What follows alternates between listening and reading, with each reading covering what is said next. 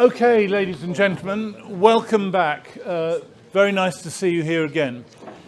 We've got a great panel now to discuss the diplomatic roundtable, Euromaidan 2014 and the Baltic. What was the Baltic relation to it? We have an outstanding panel of three contributors. The first, Argita Daudze, was the ambassador of Latvia to Kyiv during this period, and she was just telling me her residence overlooked over the square. Did you take your dog for a walk in the square? And you saw all the events passing through the diplomatic centre, so she's going to tell us about that. And then we have two former foreign ministers, both of whom have worked with our centre before in different ways. Urmas Paet, currently an MEP, but previously Foreign Minister of Estonia, and Vygaudas Ušackas, previously Foreign Minister of Lithuania, but also ambassador for before that to the Russian Federation. So we have a tremendous panel, tremendous expertise. As in the last session, I'm going to ask each of the panelists to talk for about 10 to 15 minutes, perhaps a bit over, and then we'll go to a Q&A discussion with it all. So Argita, I'm going to kick off by asking you to tell us about what was happening from your point of view, how you saw the relationship developing, and perhaps your special bird's eye view from your residence on the Maidan while it was always happening. So, Argita, you're very welcome. We look forward to hearing from you. Thank you very much. So, thank you very much for inviting me for speaking at this panel, at this symposium. It's an honor and a big responsibility to be together with in one panel with distinguished ministers, ambassadors, MPs, and academicians. I was ambassador of Latvia in Ukraine from November 2011 until November 2015. Embassy of Latvia was and still is located on Ivana Mazepi Street, though we started this symposium with a lecture about Ivana Mazepi.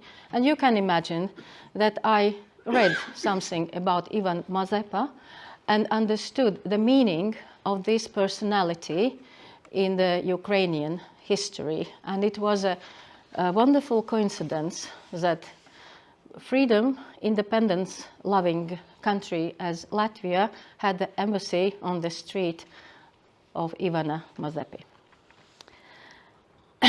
That time when I was ambassador, it was a time when Ukrainian society experienced very big changes. A big part of rather inert and adaptive mass of people gradually turned into the civic society which woke up and demanded the cardinal change in their country. Classical diplomat is supposed to be an observer and reporter and promoter of bilateral relations. I tried to perform these tasks with my best ability, and parallel to that, I was interested in the history of interconnections between Latvians and Ukrainians. I learned about the existence of many links between Latvians and Ukrainians in the recent and more distant past. Two aspects which drew my attention were, first, the presence of ethnic Latvian refugees in Kyiv and Kharkiv during the First World War, and the legacy of Latvian culture in Kharkiv in the field of music, architecture, and philology. And the second aspect was the common memories of resistance against Soviet rule and experience in Gulag, especially after reading the book of Finnish journalist living in Latvia, Jukka Rislaki, Vorkuta. Ukraine is one of the biggest European countries, as well as country with impressive industrial, agricultural, scientific, and cultural potential. As such, it was an important administrative part of Russian Empire and later in the Soviet system. But because of those highly centralized empires, with a center in Russian capitals, St. Petersburg or Moscow, Ukrainians could not develop their potential fully. The geographical determination of Ukraine led to the geopolitical challenge to withstand Russian oppression and appetite to swallow Ukraine. Russia disturbed Ukrainian development in different ways, and most ugly of all during Lenin, Stalin, and now during Putin's rule in Russia. But let us go to the topic, Euromaidan. The revolution of dignity, as Ukrainians used to call it. I remember very well the evening when it started, November 21, 2013.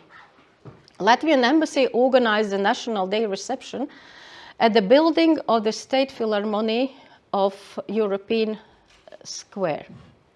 Ukrainian officials joined us late and in a very bad mood. The reason was announcement by Prime Minister Azarov regarding the decision not to sign an association agreement with European Union. The date of signing was already agreed.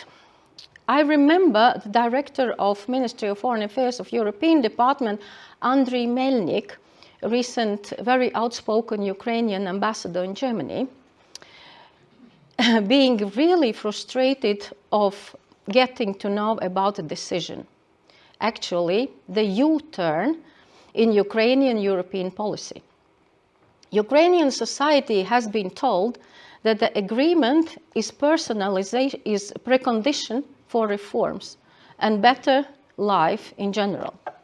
And everybody was awaiting Ukrainian President Yanukovych to sign it in Vilnius at the EU-Ukraine summit.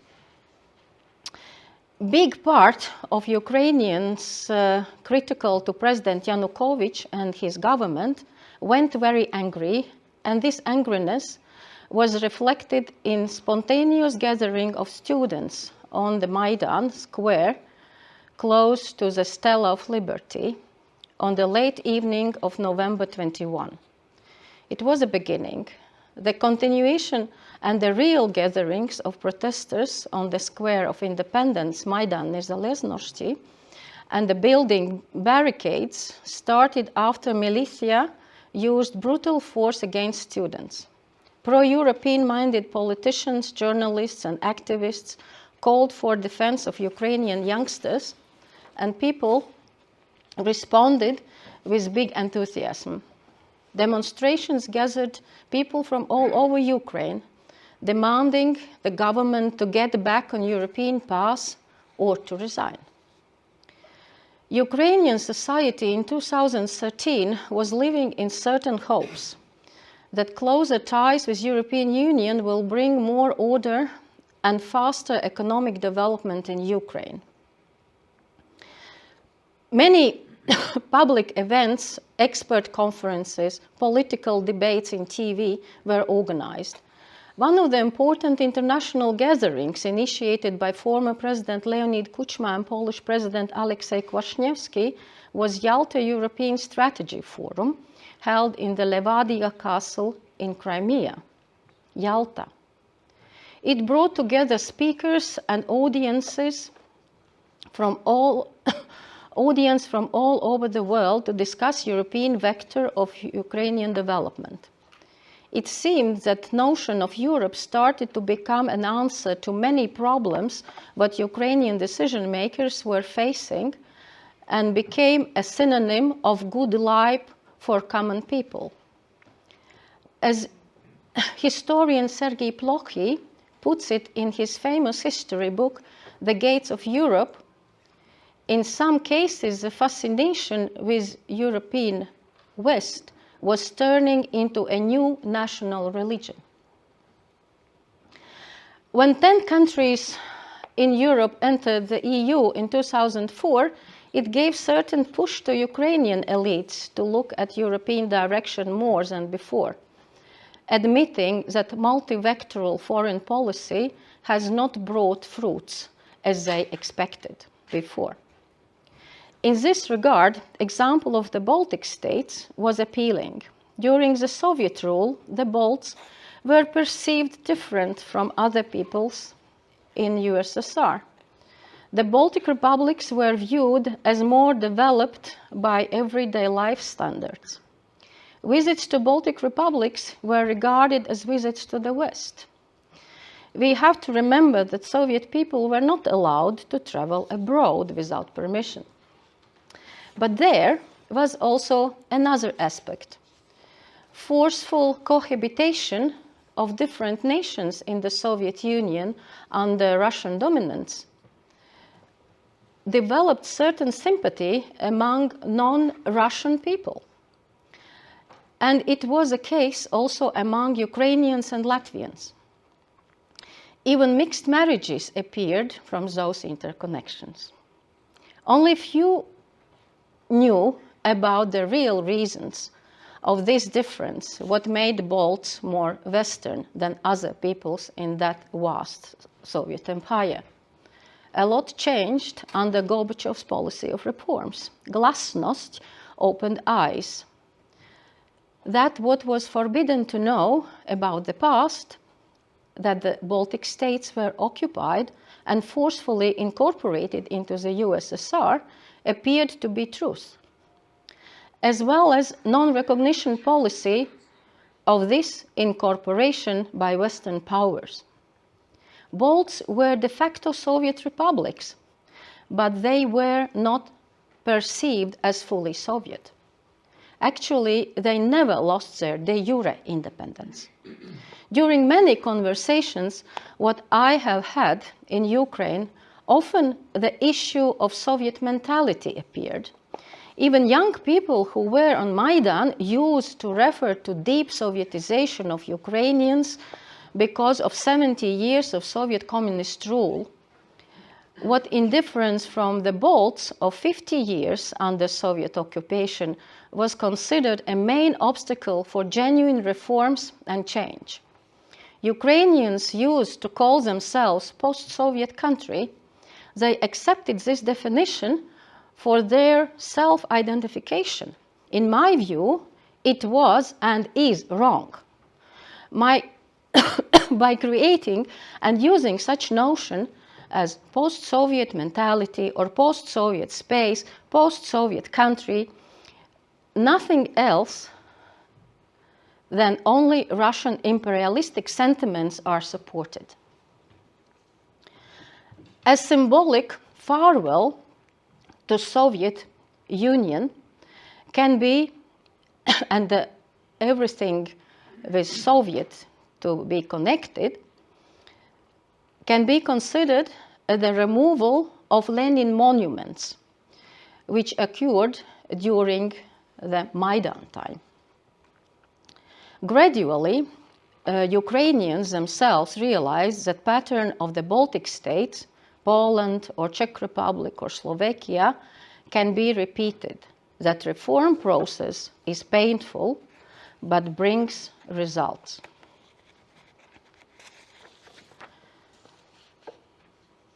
How Russia reacted to Ukrainian wish to turn to Europe? When it became more obvious that Ukraine is choosing European vector of development via willingness to sign association agreement with European Union, Russia started to press Ukrainian government to join custom union with Russia. Russia's narrative, the mixture of economic arguments of access to big Russian markets for Ukrainian goods and cheap Russian oil and gas, and common nature of Slavic people, was not attractive anymore for Ukrainian public. Corrupt ministers or other public servants, private bankers, and businessmen in general had to make a choice to start serious structural reforms and develop independently from Russia's economy and state, or become a part of Russian space. The signing of this association agreement with European Union was the first step in the direction of full independence. And I would like to share with you also some impressions from the everyday work of diplomats, European Union diplomats in Kyiv. EU ambassadors were gathering nearly every day at the European Union embassy, meeting Ukrainian officials, parliamentarians, attending the meetings organized by Maidan Resistance Committee. Former Ukrainian Foreign Minister Boris Tarasyuk was a coordinator of meetings for diplomats.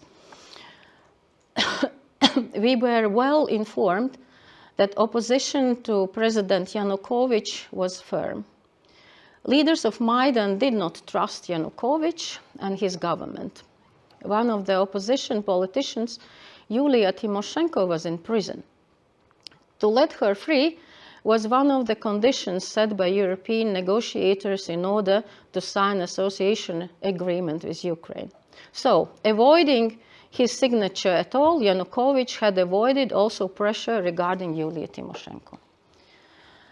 She remained in the prison when Maidan won. A huge photo of Tymoshenko was hanging on improvised Christmas tree on the Maidan Square together with Ukrainian and European Union flags. Every day people on Maidan started singing Ukrainian anthem. Ukraine has not yet perished. These are the words of the anthem. The words are very powerful, like a commitment.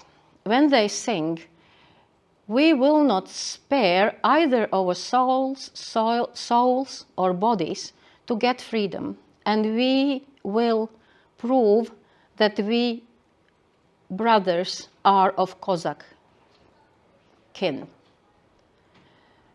Those who hear how they sing understand that they mean it. Like today at the war with Russian invaders. And every speech from the huge scene was finished with words, Slava Ukraini, glory to Ukraine, and response from the crowd, Heroyam Slava, glory to heroes. On Sundays, Maidan defenders gathered for morning prayers, led by popular priests. The most beloved was Filaret, patriarch of the Ukrainian Orthodox Church until 2019. He urged to follow the truth. I remember at one of the interviews he advised journalists to speak only truth to people and was disclosing his view about the reason why 80% of Russian people were ready to fight their Ukrainian brothers. In his opinion, the answer was lies, what media was spreading in Russia, and people were disorientated. It was, and it is, a very important aspect, power, media, and truth, in order to win people's trust. The Soviet past was full of propaganda, half-truths and open lies. In order to keep regime safe, it invented narratives which contradicted the reality of the past of the Baltic states, hiding the truth of Ukraine's past and atrocities against their civic population, great famine. We in Latvia and other Baltic states know it well, and that was known in Ukraine as well.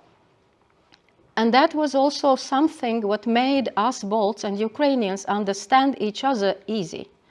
The common experience of Russian rule made Ukrainians to trust us. What was the Western reaction to Ukrainian choice of European development? In my opinion, many decision makers in the European Union were rather skeptical about the ability of Ukraine to change, taking into account the size, the past Soviet legacy, the close ties with Russia, etc. Maidan revolution and sincere beliefs of European values, which Ukrainian people were defending, hardly rang a bell in the decision-making circles in the capitals of many European countries.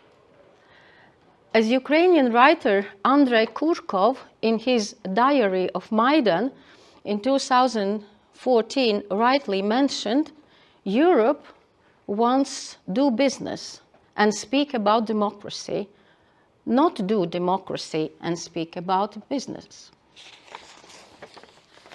Even after the shootings at Maidan between February 18th and 20th, and occupation by Russians of Crimea and war in Donbass, Ukraine was treated as country in a big troubles, not as one who defends democracy and freedom against aggressive neighbor.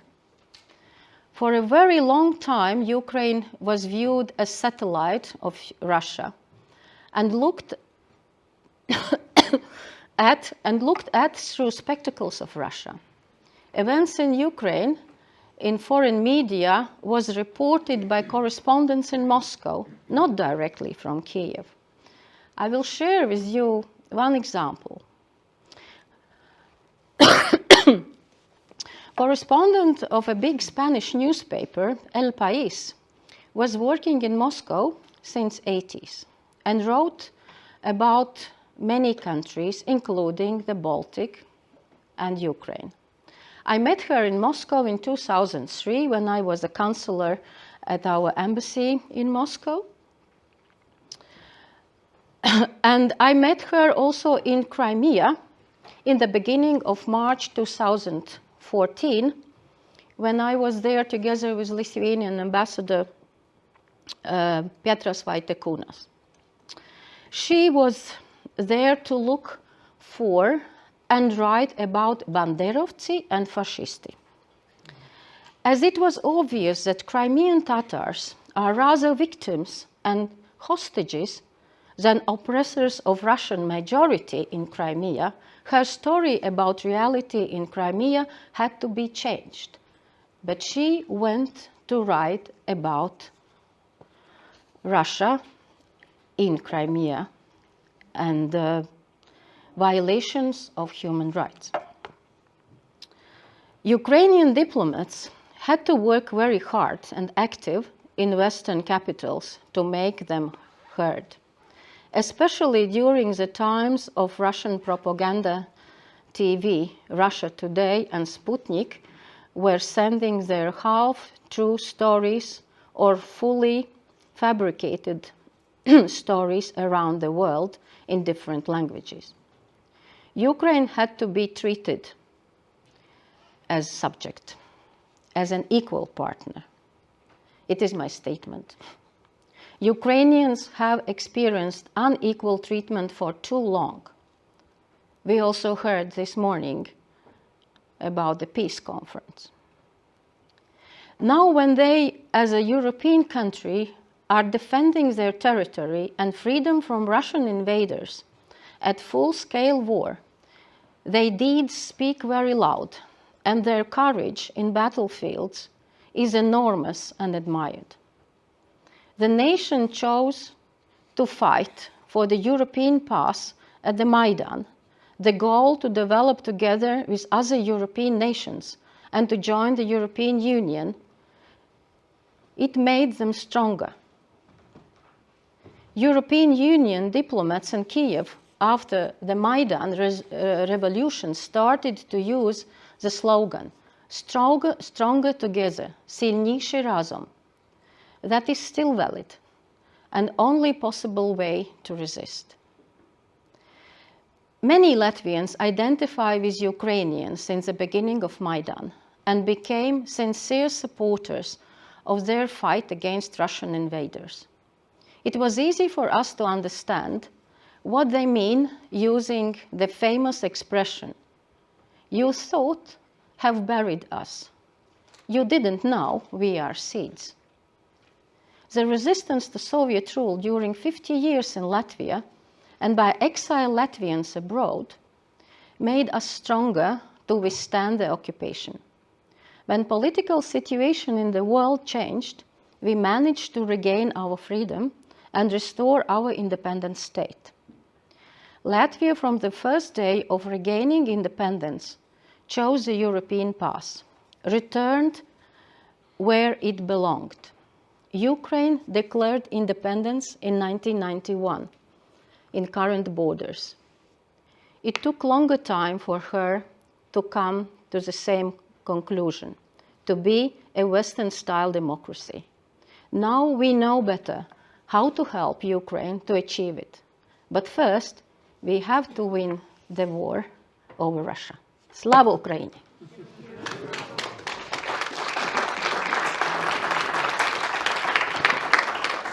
Thank you very much, Argita, for that very powerful testimony of what you saw happening at that time and how it runs, and for your appeal at the end. Our next panelist is Urmas Paet, who was Foreign Minister of Estonia from 2005 to 2014, so was again a very close observer of these relationships at that time, and is now a member of the European Parliament, obviously very actively involved in these debates. I can't give an advertisement at the moment because I haven't got with me, but he's just written his book, his autobiography, where we had a launch event in Cambridge, which has a lot of interest. But I recommend his book for you to be able to read more about his history. But Urmas, we're very much looking forward to hearing you today. Thank you very much. And well, dear ladies and gentlemen, dear friends, I will look a bit more to the future, of course, on the basis of the past, on the events of last decade. Well, as we speak very much here about what happened in the Ukraine 2014, then I guess that what is today absolutely important to all European nations, including ours here, is to have very deep and serious lessons learned. Because 2014, also Russia started the war in the Ukraine, occupied Crimea, entered also into eastern part of the country, to Donbas, and actually this war, which we see at the moment in Ukraine, well, started 2014, not last year. And one of the, I guess, big mistakes what Western countries, including European ones, did so far is that we basically so far didn't have any real lessons learned. Because after 2014, after Russia attacked Ukraine, well, for example, Nord Stream 2 was built. No real impact to European-Russian relations came out from the fact that actually Russia attacked Ukraine and occupied part of this country. So that in this sense it's really disturbing and strange to listen now during last year that, well, now finally there is eye-opener in Ukraine. So that how much eye-openers, well, in final end we need.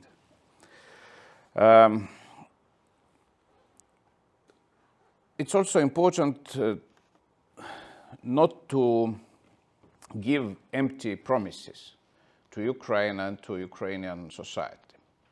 Already 2008 we had, well, NATO Council in Bucharest in Romania, followed by a Russian NATO Council.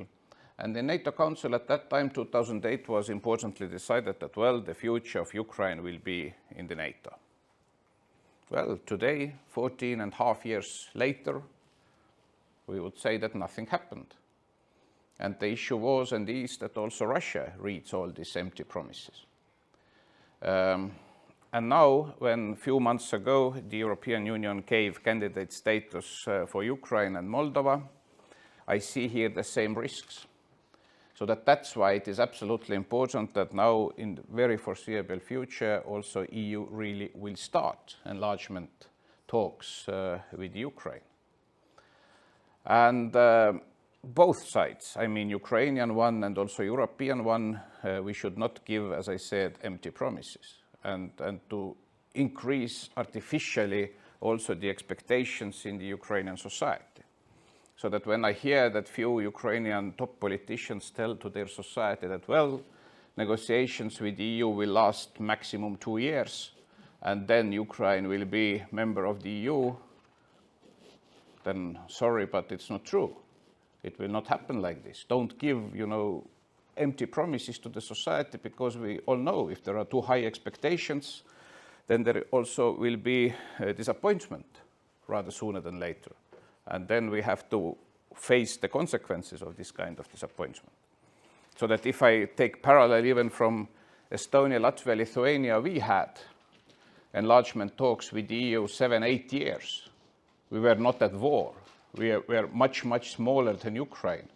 And also, how to say, the environment around us in Europe was much more friendly than it's today in Europe when it goes for future EU enlargements. So that in this regard, I guess that also Ukrainian politicians have better to channel the expectations and simply speak truth to their own society. Otherwise, as I said, the risk for disappointment is clearly there, because it will be not, how to say, easy process or easy ride for EU enlargement negotiations. But of course, especially also in Europe and the EU, we must do the same, because it's also not secret that in many and too many European societies, we still have problem with the attitude what concerns future EU enlargement. We all remember that, for example, the Netherlands, they even managed to put for referendum the issue of EU-Ukraine association agreement. They knew that it will fail. They still did it, and it failed. So that in this sense, we have to be also very careful about the public opinion in many European countries. And it also demands political leadership of the European countries to explain to their own societies why it is important that now we should start enlargement negotiations with Ukraine, and we should have demanding but positive attitude, that this process also will end with a positive and normal outcome. Because we all know that the process of enlargement talks has around 100 different moments where one country of existing EU member states may say stop, and the process will be freezed. We remember what happened with Turkey. Well, again, 40 years being candidate country, 10 years ago, big enthusiasm also on Turkish side, and then a couple of European countries said stop for further negotiations on enlargement with Turkey. And well, the outcome is there. 10 years ago, the support in Turkey to the EU was 90%. Today, I guess it's less than 30. So that it is a very clear example of what happens when the expectations were too high, and how damaging was the disappointment afterwards. But when we speak about, yes, the enlargement process of the EU and talks with Ukraine, but also with Moldova as candidate country, it's also important to manage in positive way the attitude in the European countries. And here I see still quite alarming signs in this regard. And of course, the first step should be that these talks will start. And I hope really that there could be consensus of 27 to start these talks this year. But we still also see, because it's all consensual process in the EU, that, well, there is Hungary, there is Orban's government. I don't know what Hungarian government will decide on this. If they still don't letting in Finland and Sweden to NATO, and we all know what the reasons are, so that in this sense, I'm not sure that it will be easier process with enlargement talks with Ukraine and Moldova in this regard. But yeah, you need 27 in every and each moment of these kind of negotiations. The second issue, also at the moment based on managing expectations, is that a few months ago, President of the European Commission von der Leyen, she said proudly, well, we have in the European Union 300 billion euros Russian money freezed. And we're going to use this money to finance rebuilding of Ukraine. Sounds logical. Of course, aggressor has to pay what aggressor has damaged. But now, a few months later, I would say there is actually no idea on the European side where this money is, How much there is money, I as member of the European Parliament have asked twice from the European Commission, concrete answer, where this 300 billion is, in which member states, what is the status of it. I didn't receive any official answer. And the understanding is that there is no picture about this money. Again, you cannot give empty promises to the country, to the society which is at war. So that, of course, it's very important that in very foreseeable future still, European Council, all member states, European Commission will be much more serious also about this aspect of being serious and concrete, assisting Ukraine. Another issue, criminal court and war crimes committed in Ukraine. I really hope that here will be more political will in the European countries to make serious and concrete steps to build coalition of countries all around the world to create special tribunal for crimes of aggression and also war crimes committed in Ukraine. That it again will not be just nice political slogans, because it is also really the issue of credibility of the European countries, European democracies, but of course also international community. When we speak about, practical things, other practical things, also taking or looking at our own experience from the accession to the European Union and before that from the Baltic states, then of course it is absolutely important that Europe will make for Ukraine and Ukrainian economy to join as much as possible with the European economic space. And the same applies for Moldova. Moldova's big tragedy still is that dependency from Russian market has been so huge, and it's still there, so it gives also good chance for Russia also these days to manipulate also with Moldova next door to Ukraine. So that even before officially joining European common market, I guess that Europe has to do maximum to build up very strong links with Ukrainian economy and economic space, and also Moldovan one. Of course, we concentrate here mainly on Ukraine, but the pattern is the same not only for Ukraine, but also for other countries who were in the Soviet Union. So that in this sense, we also have to keep very strong eye and strong attention on developments in Moldova these days, but also Georgia.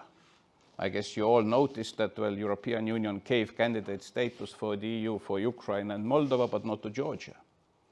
Today, there are tens of thousands of people on the streets of Georgia because Georgian parliament looked at Russian nice experience and then decided to have the same type of law on foreign agents in Georgia.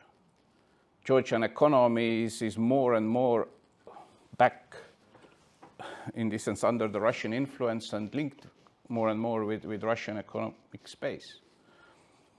So that a few years ago, especially 2014, when we speak about this year, when there was big disappointment what Ukraine and Yanukovych decided and did, at that time, Georgia and also years later was front runner when we speak about the Eastern Partnership and all these links with the EU. And today, unfortunately, all the last years, we simply have seen that step by step, Georgia is more and more far away from Europe and European value system and European Union.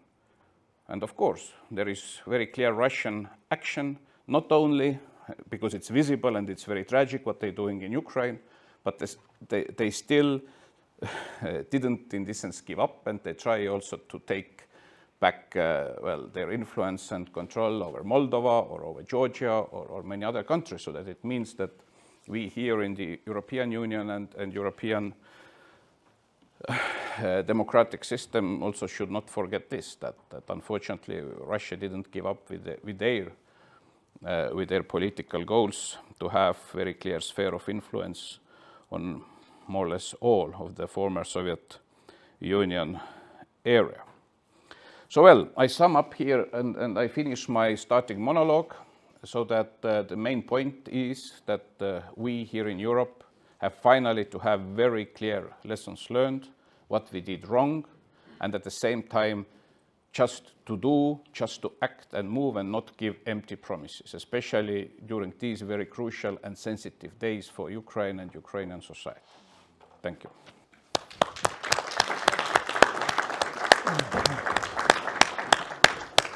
Urmas, thank you very, very much. That helps structure our whole thought process as we go on through the rest of the session.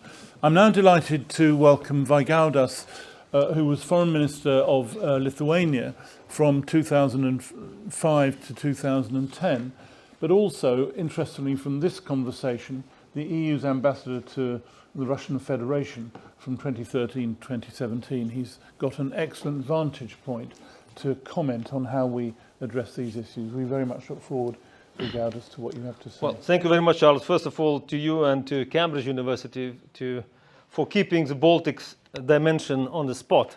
Not just because the war is around the corner, but also in peace. We need that attention, we need understanding. And as I used to say, not in 2005-10, but 2008 and 10 as a foreign minister, that the primary objective of Lithuanian diplomacy is not to fight, but to create the network of friends among the allies, but also within the potential adversaries. Having said this, my personal encounters with Ukraine come from, of course, the history of our nations through the Commonwealth, Polish-Lithuanian, where Ukraine was a part, but also from the very beginning of independence of Lithuania. Back in 1989, 1990, similarly like Charles, I was vice president of Lithuanian Student Union, which challenged the Komsomol. And I vividly remember, and I showed to the others, some documents which I brought with myself, a forum of students who gathered in Vilnius in April of 1990, and that forum attracted students from Lviv University, from Kyiv, from Kharkiv, of course, Estonia, Latvia, and Poland, and we issued a letter, open letter to Gorbachev not to use force against Lithuanian freedom. Having said this, throughout my career, for almost 30 years as diplomat, I worked very closely with Ukraine in different positions. Back in 96 to 2001, before I became ambassador to the United States, when I was chief negotiator for the EU accession talks, American East-West Institute, late John Ross, together with the support of State Department and British Embassy in Kyiv, they founded the group of international advisors led by President of Finland, Ahtisaari. And it was a very interesting group of people from businesses, from Siemens, from Coca-Cola, myself and a few other ambassadors. And we were trying to support, at that time, government of Yushchenko under President Kuchma. And one of the lessons learned, as Urmas have suggested, was indeed the lack of realism at that time. Actually, I would say there were the two main takeaways I got from my many encounters at that time, especially Yushchenko, Tymoshenko, and Kuchma's team, was, to be frank, for far too long, Ukraine was trying to sit on both chairs. Probably improvising a Western orientation, but also milking Russia on the cheap gas. Secondly, it was a lack of ambition and realism, what can be achieved with respect of privatization, with respect of transparency. And I remember vividly my own interventions before President Kuchma and Prime Minister Yushchenko, and trying to low down those public statements. Ukraine will privatize agricultural land within the next 3 years. Ukraine will be ready to join the European Union within the next 5 years. I think that lesson has been drawn with very severe consequences, as we learned, as we're seeing now. Secondly, I think it's also important to emphasize that the 2014 was a tragic beginning of relations of Russia with the Western Ukraine. But one should not underestimate the profound impact what Maidan revolution in 2004 made for Russia, for Ukraine, and unfortunately not for the West. And when I look back and draw my own lessons, I think one has to dive in and to be honest that Ukrainians made some lessons, and I think the real Ukrainian national identity has been revoked or regenerated due to 2004 events, when Putin himself, in a similar way like Gorbachev in 1989, came to Vilnius to lecture Lithuanians not to campaign for independence. Putin went to Kyiv to publicly lecture Ukrainians whom to vote for Mr. Yanukovych. And that humiliation which he experienced, from my point of view, having followed Putin for many years and talking to him, analyzing his behavior and his decisions, I think the tipping point, which was then translated into the Munich speech, into the military actions against Ukraine in 2014, stemmed from the 2004 experience, when having gone himself publicly, speaking and lecturing Ukrainians, like you are, you're not Finnish nation, you're part of us, so here is my man, vote for him, we'll live okay, and we will live on cheap gas again. And then, with the revolution in 2004, when Ukrainians stood up for democracy, for the free right to vote, I think that was the strongest and deepest psychological impact for Putin, which later on translated in a subsequent steps, cracking down first of all on Russian opposition, liberal groups, because what he was most afraid at that time, and still is how to avoid contagious effect on Russians. As Big Brzezinski used to say to me and publicly, if Ukraine will succeed, Russia will follow suit, because there is no closer nations until 2014 as two of them. And Putin realized that. And I think what we witnessed from them, all the Ruski Mir, Russia TV installation around Europe and the world, there's ribbons, yellow, black, and other initiatives, and cracking down on media, on free media, was coming very much because of 2004. Now, and 2004 also was that tipping point, from my point of view, that Ukrainians have understood that there is no more blurred boundary between Ukraine and Russia. That Russia has different priorities from Ukraine, and that Ukraine, if it wants to be independent and democratic country, it has to go west. At the same time, while I remember vividly President Adamkus and late President Kaczynski and Solana, they were all mediating the talks in Kyiv. I don't think the West have drew the lessons. Urmas mentioned about 2008. I think I agree with the conclusion, and that's my point of view. The decision was a compromise, which was, cooked by different players, where President Adamkus, President of Romania and Poland, played a key role. But the language agreed that one day Ukraine and Georgia will become members of NATO that pledge was not substantiated. And the ambiguity is also an invitation for trouble. And that's what Putin has taken out of this, and that's why First Georgia War in 2008 took place. Secondly, unfortunately, that was not sufficiently substantiated by the Ukrainian part as well, in terms of moving ahead in a more concerted effort. And we witnessed in 2013 and 2014 what happened. So since 2013 until 2017, I was EU ambassador to Russia, which was probably the most difficult time in my diplomatic career, because it was next door to Lithuania and the Baltics, but at the same time it was extremely challenging.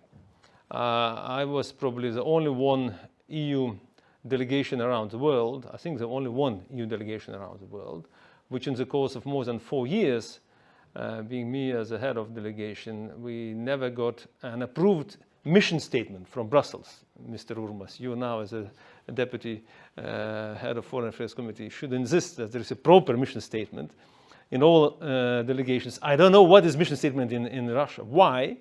Because my superiors were in discontent of my suggested mission statement, because there was a lack of appreciation, and it was a really cultural shock for many Western leaders, including the EU bureaucracy. What happened with the Crimea annexation? What happened with the war in Donbass? I will not reveal a secret, since I will not be mentioning the names, but the divide was so deep that when in 2014, March 2014, after signing of Crimea acceding into Russia, European Council delegated to the EAS, and the EAS accordingly to me as the EU ambassador to Russia, to coordinate the first list of sanctions. I can say that I have suggested to include all members of the Duma, except one who did not vote for annexation of Crimea.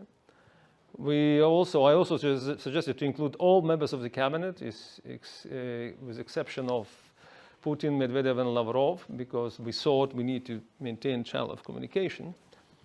After that proposition, 4 members of the EU member states, ambassadors in Moscow, left the room in protest of my suggestion. So divided was the room. And I'm looking now from the historical perspective where we are now. I know there is a lot of criticism over the EU, that EU is still not sufficiently strong, is still, not applying, full range of sanctions. But I think, to maintain those sanctions and to expand to, 11 rounds already is a pretty remarkable, and to sustain support, increase support to Ukraine is extremely important. During the time in Moscow, it happened. So I remember too, when I went to see Ukrainian ambassador Vladimir Yelchenko. It was one of the first days, one of my first visit, apart meeting my EU counterparts, American and others. I went to see Vladimir Yelchenko because it was already boiling what's happening in Ukraine and what might be repercussions. Publicly, people like Dugin, like Mr. Glazyev, Sergei Glazyev, who was influential economic advisor to Putin, have already been promoting an idea about, Slavic world, about reunification with Crimea, that Ukraine is not really a state. And I went to see Ukrainian ambassador, and I said, look, what are contingency plans Kyiv has if Crimea would go?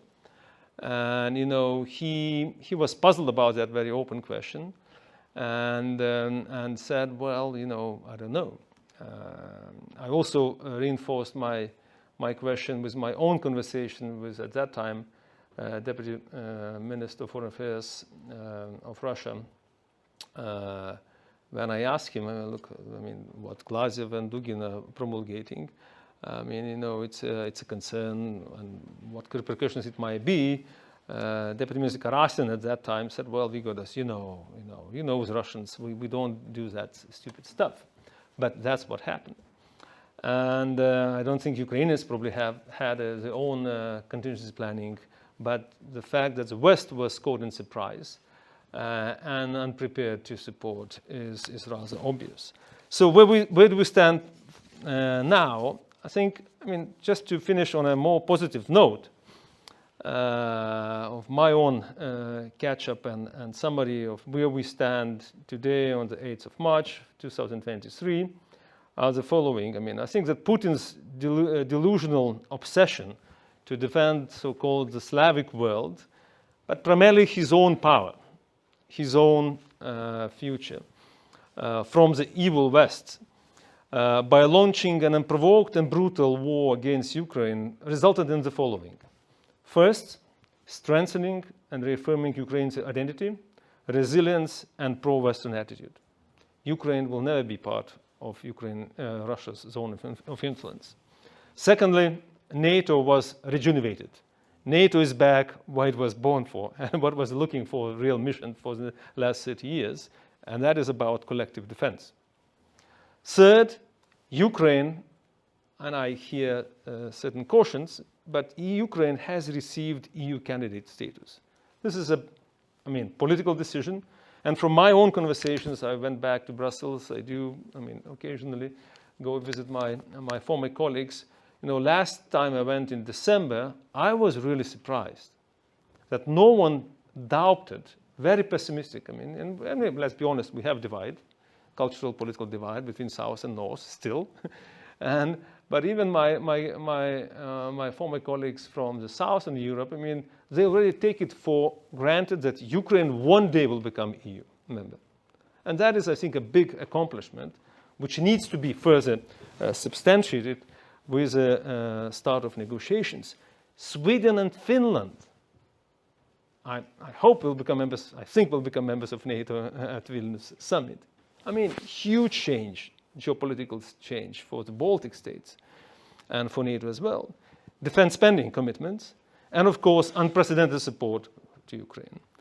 Having said this, unfortunately, still the war is going on. Innocent people are dying, and there is no prospect for peace talks. Ukraine has presented a 10-point plan. Putin said, well, first to accept the new territorial realities, and then we can only talk. So, yes, diplomats by origin and by nature and by call are supposed to look to the diplomatic solutions. And, I've been negotiating with Taliban for several years in Afghanistan. And I know it's like, in real estate, you say location, location, location. In negotiations with your adversary or enemy is about timing, timing, timing. When will you start negotiations? I conclude here in terms of my advice, because it's not for me to decide. It's going to be Ukrainian call to decide. But it's critically important to have a right advice, informed decision, when is the best moment to start negotiations.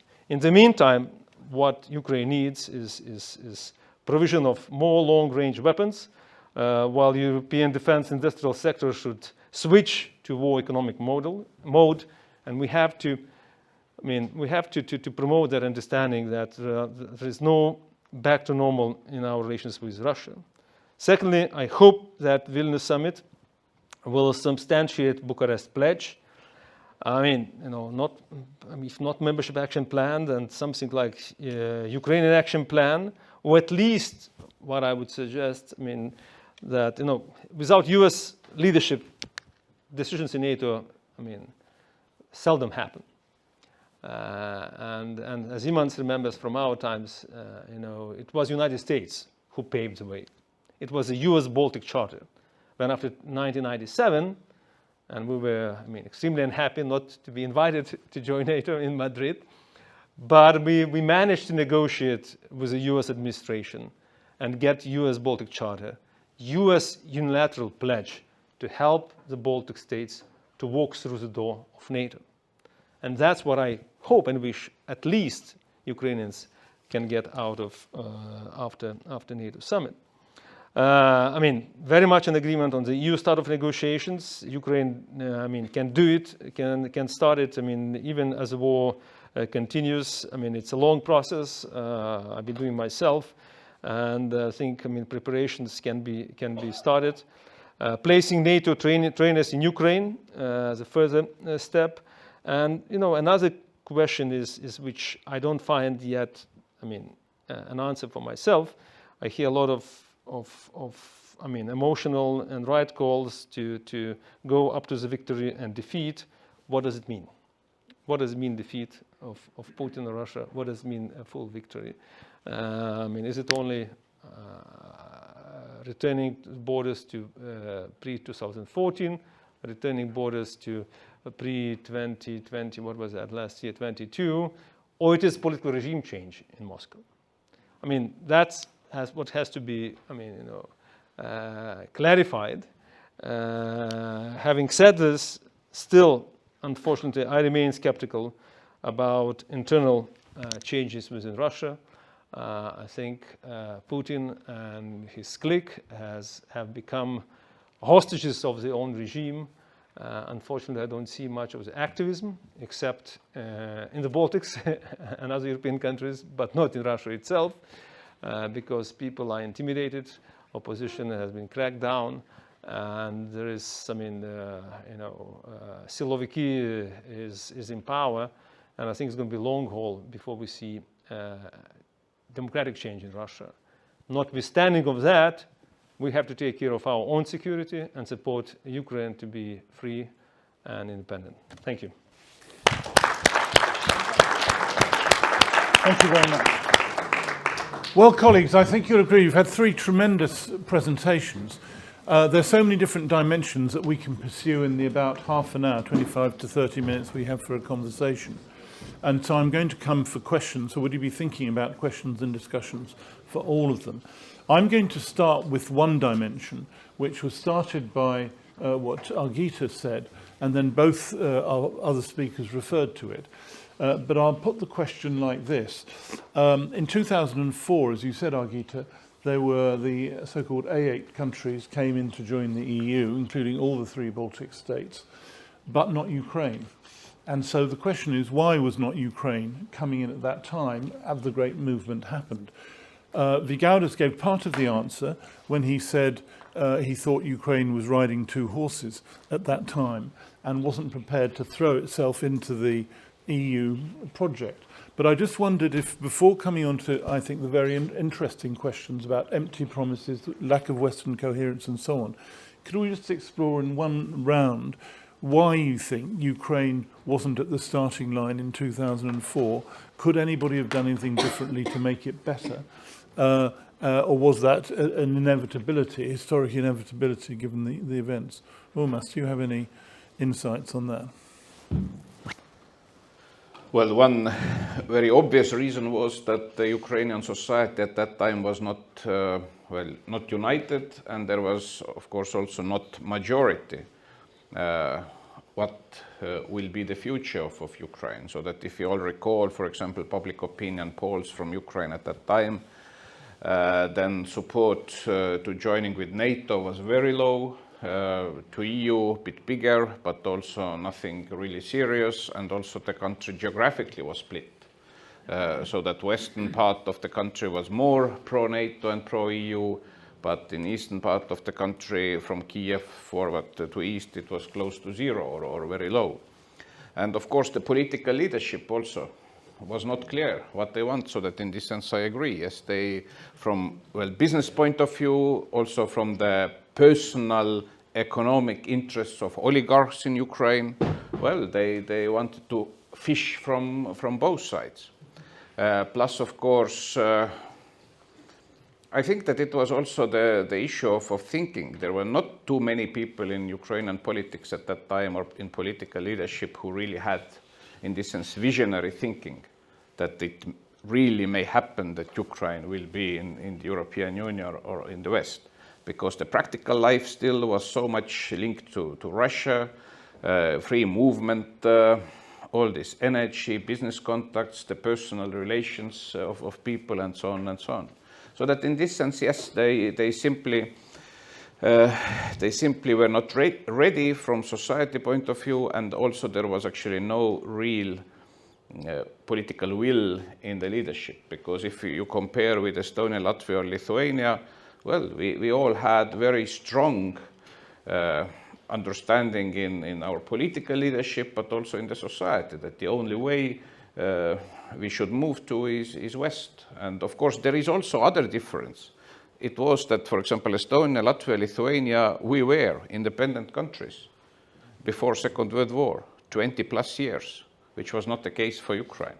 So that we still had at that time also the personal memory of part of society who used to live in independent and free Estonia before Second World War, with all those Western links and so on, which was not the case with Ukraine.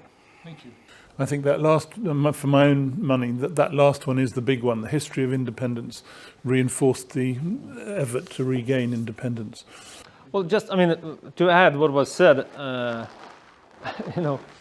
what I reckon, even back in 2017, I didn't go to Kyiv by purpose because we didn't want to,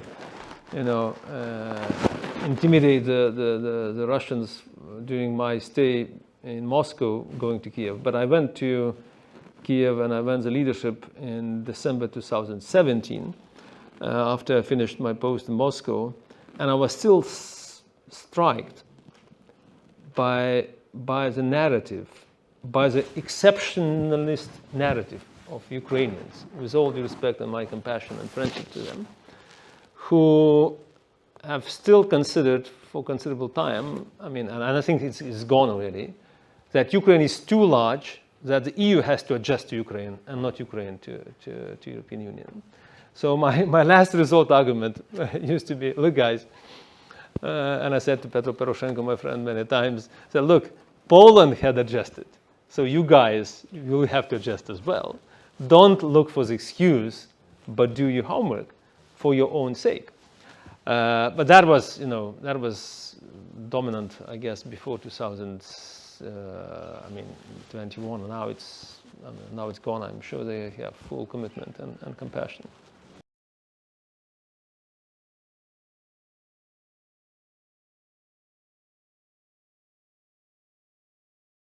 Expectations, false expectations, was mentioned in Estonian former foreign minister's speech many times, and it's very right to stress this.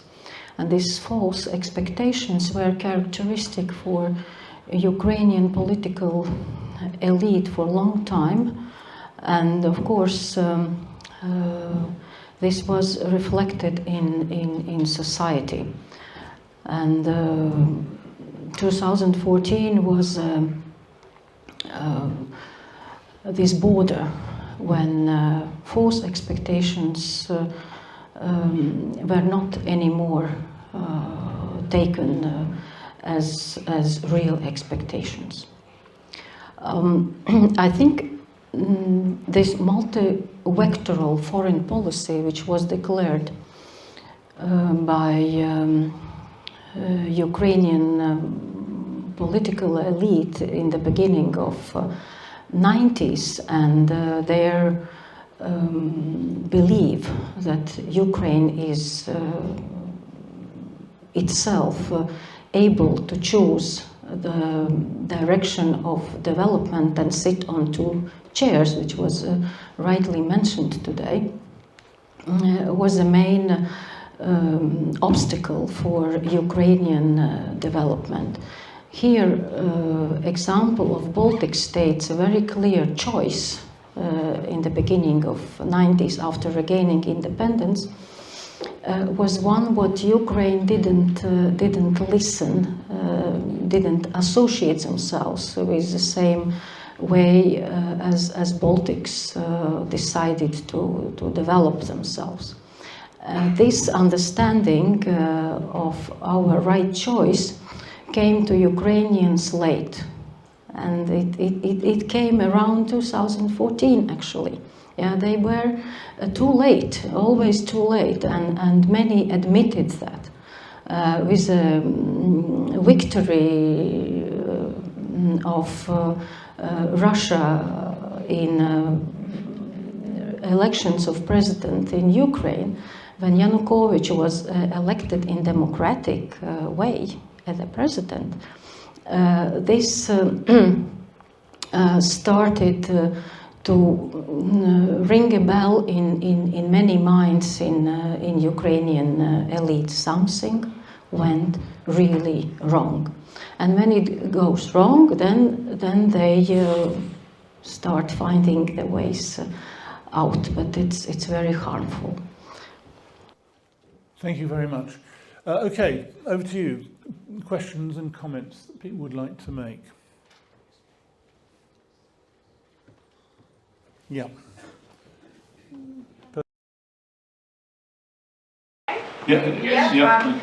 Hi, I'm Anna Kotera. I actually work for the Ministry of Foreign Affairs here in Riga. But I just wanted to ask about the management of expectations. It just seems that throughout all of the three presentations, it's a common theme, and I was just thinking ahead, do we continue to manage Ukraine's expectations, or do they manage themselves now quite efficiently?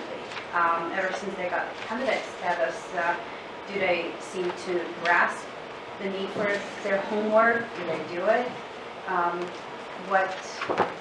What would be your kind of thoughts on this? Again, Urmas, I'll come to you first because you emphasised this in your presentation. How would you deal with or how do you think the Ukrainians could deal with the management of expectations in this area?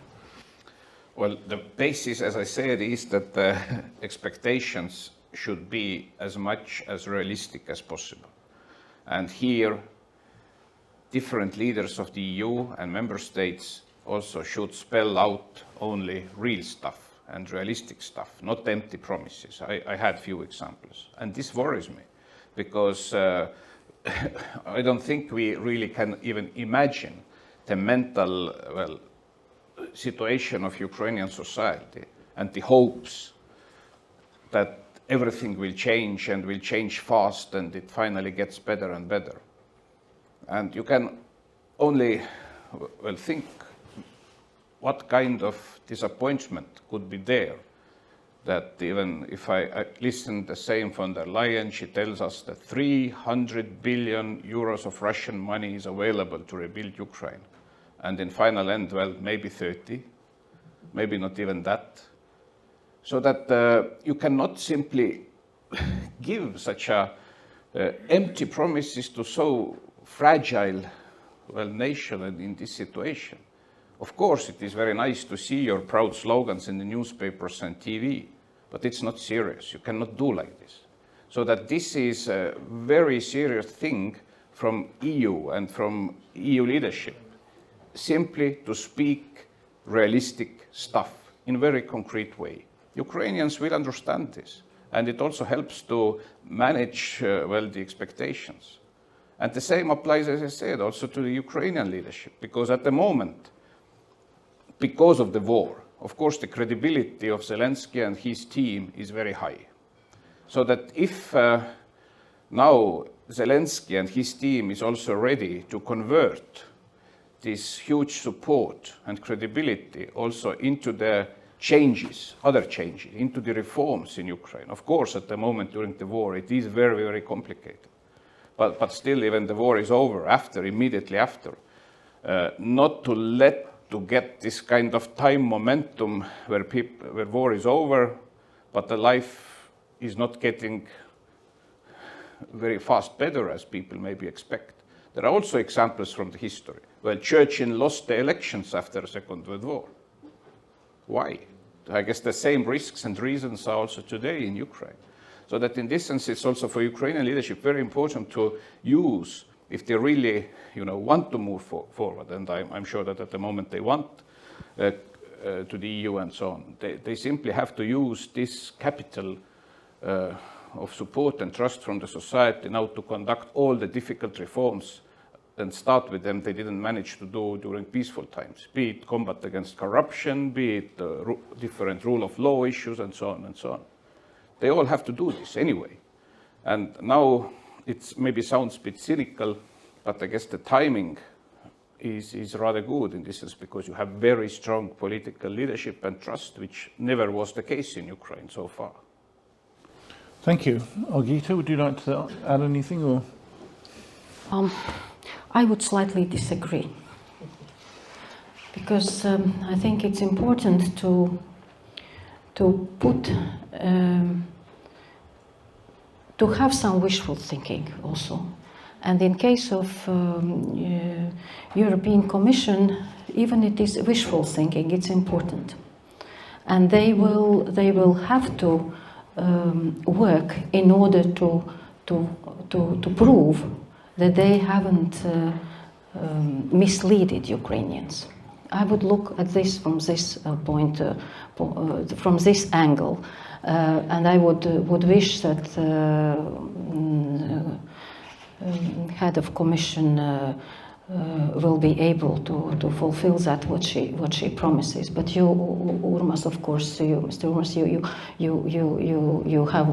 you are there you know better. But I would look at this with more hope. Vygaudas? If I just slightly may say one sentence, the real situation is that there are many EU member states which even are not giving any information to the European Commission what they actually have frozen, which Russian assets, because they don't want to be using them to rebuild Ukraine, because they are afraid that then the assets of the businessmen of their country will be taken away by Russians, and so on. So that this is not very nice what is going on with this. There is 1 year of war, and European Commission is even not getting the real figures, what kind of assets and how much the member states have frozen, because they simply are not giving it them because they don't want that it will be used. Vygaudas? Well, it's most challenging moment for the Lithuanians is to be between Latvian and Estonian. Having said this, again, a little bit of light of hope. You know, I'm not in a politics. I'm not in active diplomacy anymore. So I'm looking from above and behind, and I'm still optimistic. You know, I'm a believer in Western unity. What we have demonstrated, the EU itself, with Americans, with Australians, Japanese, is just, unprecedented. Never been such a unity among the West in response to the brutal war launched by Putin and his clique. Yes, we need to manage expectations ourselves and others, and it depends on maturity of the politicians, what they speak and what they believe and how they deliver, most important. And here I'm in agreement. I remember, again, you cannot draw parallels, but I remember our steps towards NATO and the EU. And I used to say to Putin and to Lavrov themselves, they were trying to promote, and they were very, successful for the Russian domain, to promote the narrative, look, what's happened in Maidan is a CIA revolution with European Union flags. They are trying to steal Ukraine from Russia into the EU and NATO. So my response to them privately, but also publicly through the different Russian media was, look, it's not true. No one desired the Baltic states to join European Union and NATO.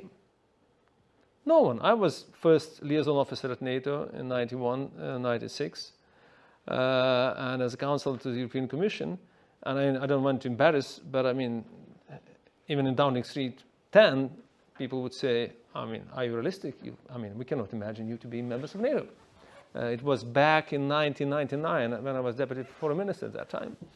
Not to say what the generals, my very good buddies from Afghanistan time before, used to say about Baltic undefensibility. So, but when you have your ambition, and here I'm with my Latvian sister, when you have an ambition, when you have a dream, the dreams come through.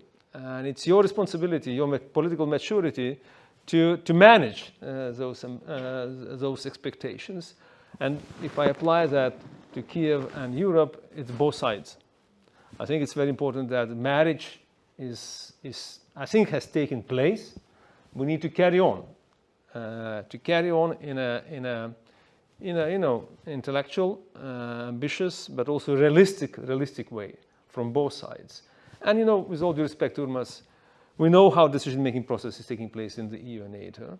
If there is, if three big are in favor, not to underestimate others, but the processes are moving forward. So that's why I mean, going back to my experience in Moscow, having UK, at that time, EU member state, sorry to say that, now, but Germany and France on the same page on sanctions have helped to consolidate the EU, the rest of the EU member states.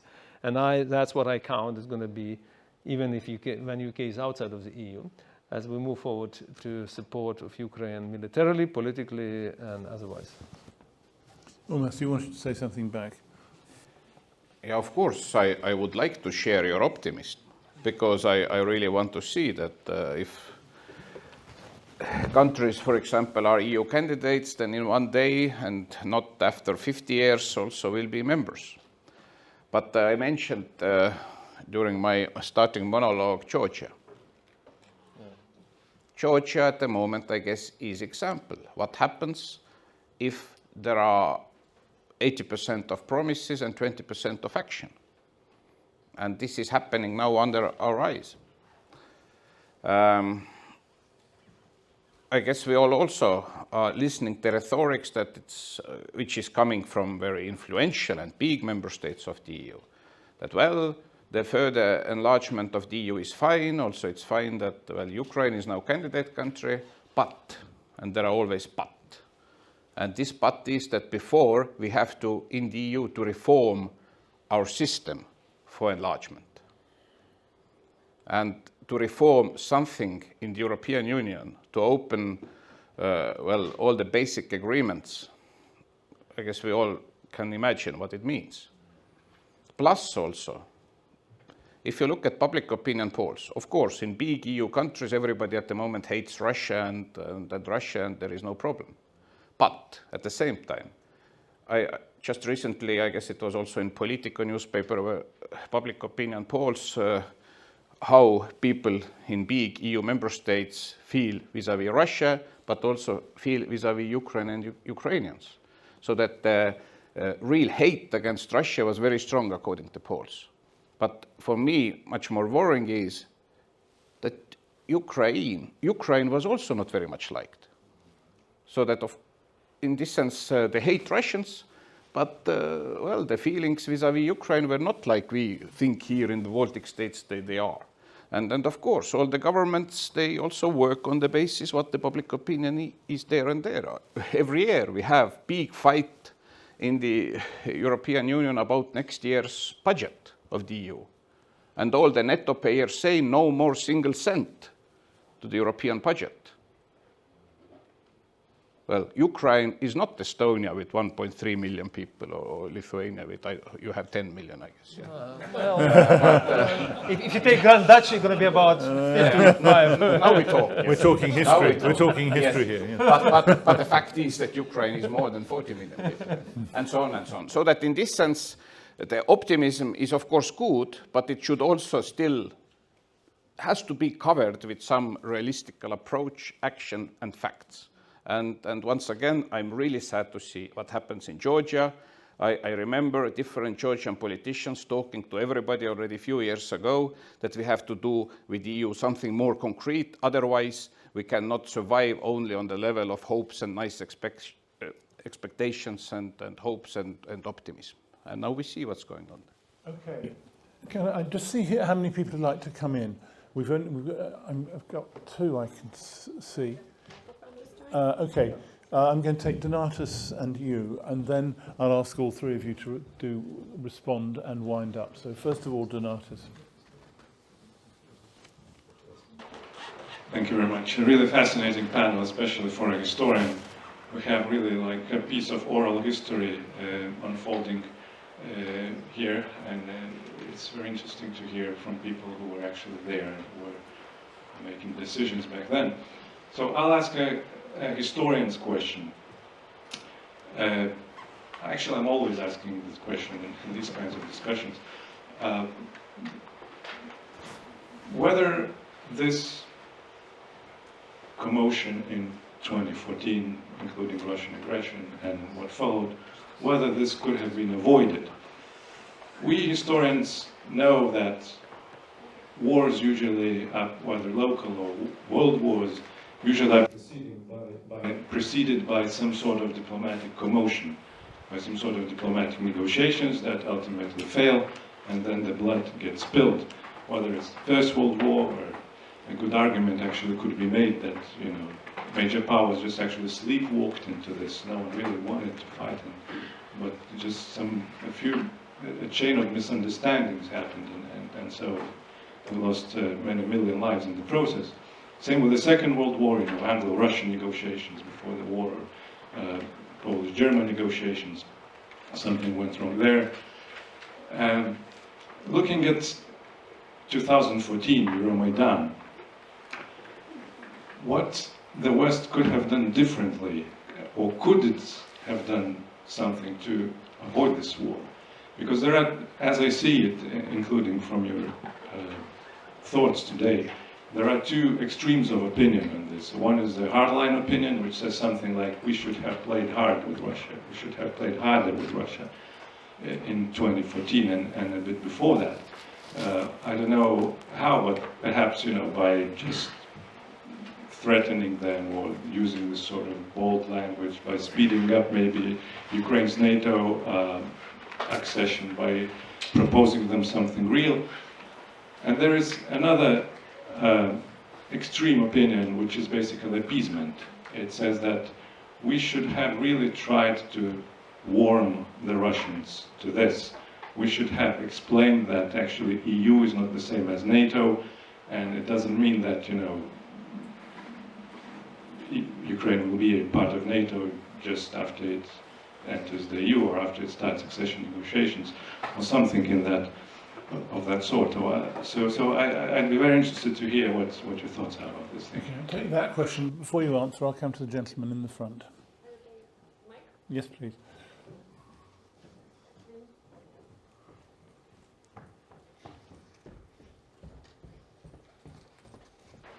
Yeah, thank you. And as a non-historian,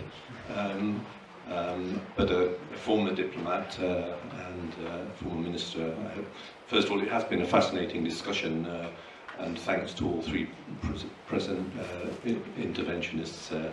I'd like to first of all say that I think it has been important that, you know, there has been some political goodwill shown by Europe vis-à-vis Ukraine. I know that Urmas was saying that you have to be realistic, and I take that point, but I think it has been, you know, the accent on unity is very important. And I think what else I took away from the discussion was the focus on 2004, the importance of that, and of course a reminder that this was the real issue for Putin, that he didn't want these revolutions to spread into Russia itself, and, you know, that's still a pertinent issue today. But what I'd like to ask is,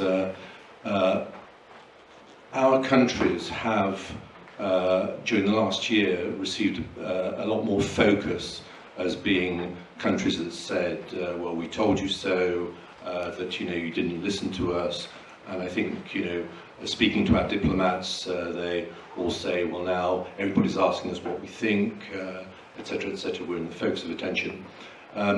Rather than focusing on saying, well, yeah, we told you so, what do you think our lessons learned are from this past year, and what do you think the important messages that we need to give to our German, French and other partners who are more sort of reluctant to perhaps look at the way ahead in the same manner as we do?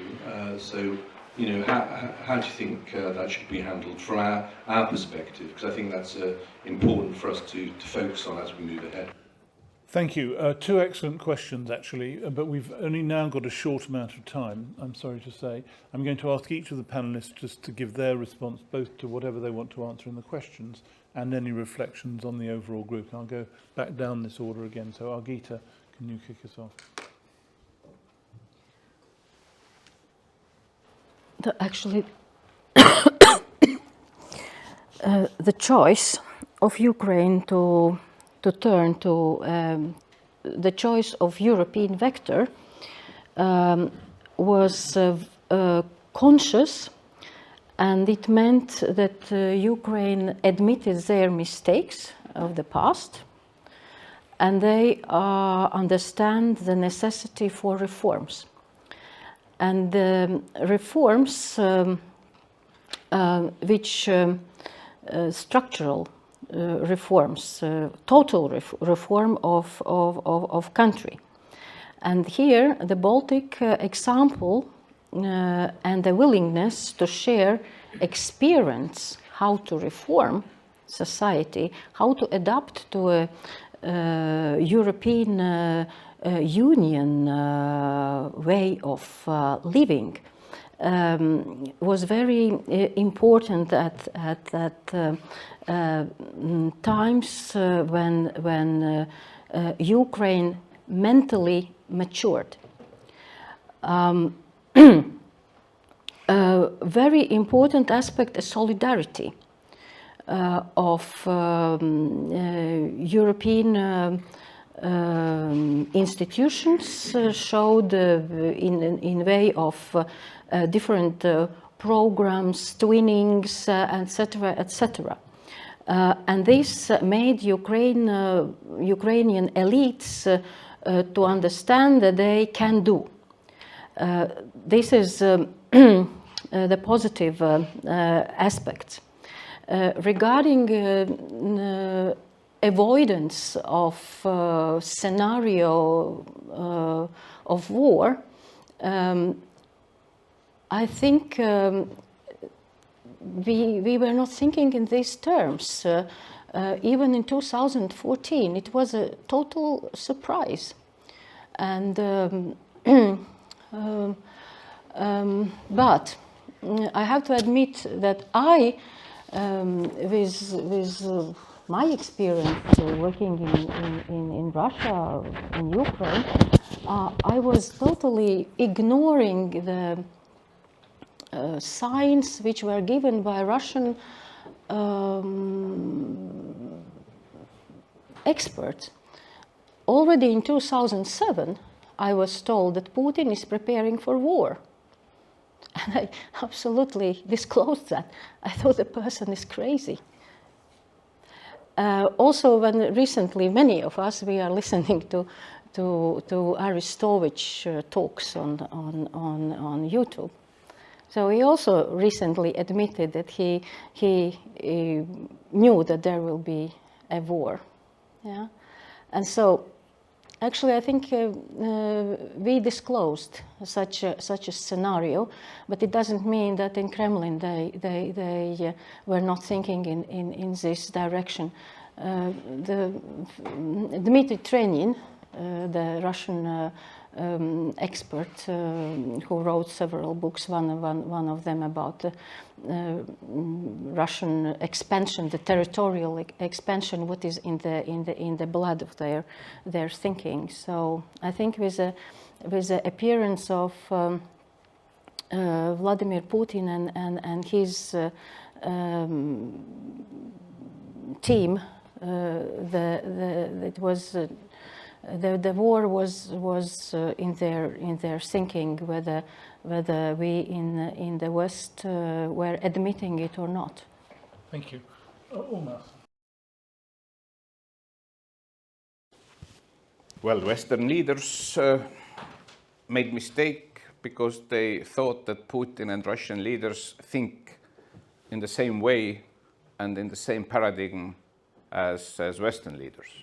So it was huge miscalculation. Second is that there always has been, and I would say that partly it's still there, is the absolutely not adequate over-mystification of Russia, that Russia is something special, that we cannot, deal with Russia or measure Russia as we do with all other countries. About these two choices. I'm rather skeptical that this actually war in this sense in final end was avoidable. I guess the only chance could and would be that if Putin and Russians seriously understood that West is strong, that West is not weak. Because today, one of the main reasons why Putin attacked once again Ukraine 1 year ago was that their clear reading was that West is weak. they saw Western non-existent, in real terms, non-existent reaction in 2008 after Georgia, even 2007, when actually Russia massively attacked Estonia with cyber war. There was more or less no reaction at all from West to this, although it is also part of the war, is of course hybrid war, is cyber. And we, at 2007, we already were in NATO. We were in the European Union, but actually there was no real reaction from West to this. 2008 Georgia, really nothing happened. And later on, all the irritations, Russian irritations against West, usually remained without any adequate reaction from West. So that their common reading was that West is just, soft, weak. We can do whatever we want in this space. And this was also the reason why they 2014 finally decided to give this final, last year, this final, attack against Ukraine, expecting that, it's easy job, they do it quickly. And partly they were not mistaken, because we all now read, for example, what some members of German government said a year ago. We should not intervene because this war is over within 3 days. Because Russians simply take Kyiv and that's it. And it was still a year ago in important European capitals on the governmental level, the understanding. So that in this sense, Russians unfortunately read correctly what was the mindset of Europeans. So that in this sense, I say that the only way to avoid maybe would be that if really, already earlier, Europe and West had very serious response 2007, 2008 to Georgia and so on, not building Nord Stream 1 and 2 and increasing, full this independency from energy side from Russia. But it was the case. Second option is not doable in this sense, what you mentioned, that maybe some do it. Because it means that the third countries will decide, as it was in the midst of 20th century, about the destiny of third countries. And in democratic societies, it's not possible to agree on the one hand, democratic, big European Western countries, on the other hand, Russia, and we now deal whom Ukraine should belong to which sphere of influence. It's simply not doable. So that the only way how to handle Russia now, being in this sense wiser, was that if West would not be so arrogant and so softy after those very real tests from Russian side, 2007 and 8, and then also 14, the worst wave of attacks, and later on 2015 also in Syria, clearly against the Western interest and the Western forces, then maybe they would not be so enthusiastic to strike again last year. Thank you. You've got the final word, Vygaudas. Yeah, if I have time, just very quickly on Donata's question. On the one hand, yes, you can compare, which I used to compare when I used to speak to Barroso and to Ashton. Remember, have you spoken with Russians about Ukraine? They said, no, why should we speak? I said, well, because Americans have spoken about the Baltics and Poland in times of NATO membership. And how much time, Albright and Stroop Talbot have conducted shuttle diplomacy back and forth. Bush came to Lithuania to celebrate NATO, stopping in St. Pete to say hello to Putin and to calm down possible reactions. It's not just that I would favor, as you said, the appeasement policy, but I think a certain lack of political maturity on the EU side, who were given to lead the file in terms of the bigger picture of division between Americans and Europeans on DCFTA and Ukraine-European choice, was not led in a most professional diplomatic way from my point of view. Having said this, because we could have probably mitigated some of the reactions. Having said, as Americans did with Yeltsin, with Putin, Baltic membership in NATO. Having said this, I think it was, the lack of response was that there was never, and still there is a fragile, consensus about Ukraine's choice of candidacy in the EU and probably in NATO in the future. And because of lack of that unanimity, the West was reactive rather than proactive. Then, on the positive note, I think, Baltics are playing above the payroll in the EU and NATO decision-making process. not to exaggerate, but to complement Urmas and the ministers and diplomats. I just spoken, I won't mention the name, a very seasoned diplomat, decision maker in one of the biggest EU member states, saying, well, look, wherever we go, we hear Baltic narrative on Ukraine, from think tanks, from media, from civic society. And I think, it's really complementary what the Baltic states, Poland, Nordic countries have done in terms of impacting, supporting Ukraine's cause, supporting our own security and defense. But also, would not exaggerate by saying a leading decision maker on Ukraine file. Thank you. Okay, well, thank you very much. I must say I've been had the energy taken out of me by this discussion. I think it's been extraordinary. So first of all, to thank all three of you for your tremendous contributions. We've had a great discussion, a great panel. Thank you very much indeed. We're now going to break. Unfortunately, I've chaired this session incompetently. So instead of having a 30-minute tea break, we only have a 19-minute tea break. But back here at 3 p.m., please. Thank you very much. That was great. Thank you very much. Really nice. Thank you so much. Thank you. Oh. Carry on. Indeed.